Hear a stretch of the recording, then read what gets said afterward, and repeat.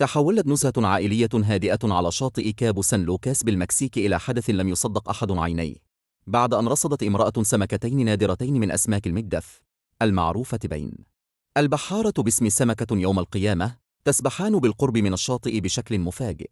وقالت مونيكا بيتنجر التي وثقت الحدث بمقطع فيديو متداول على الانستغرام: لم أصدق عيني، كان الأمر أشبه بمشهد من فيلم خيالي.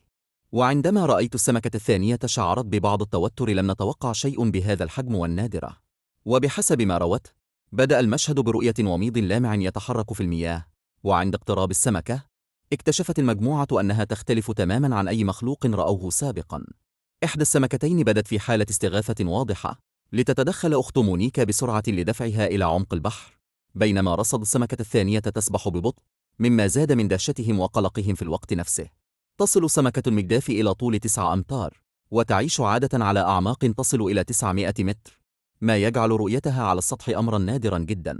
هذا النوع من الأسماك اكتسب اسمه الشعبي سمكة يوم القيامة، لاعتقاد بعض المجتمعات البحرية أنها قد تظهر قبل الكوارث الطبيعية مثل الزلازل أو موجات التسونامي.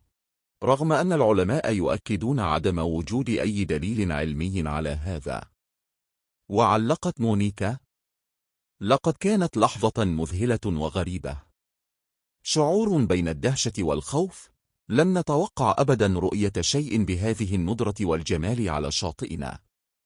يعد هذا الحدث تذكيرا بقوة وغموض المحيطات، ومدى ما تحتويه من مخلوقات قد لا يراها الإنسان إلا نادرا، ويجذب عشاق الطبيعة البحرية وعالم المغامرات لمتابعة مثل هذه المشاهد التي تبدو أقرب إلى السينما منها إلى الواقع.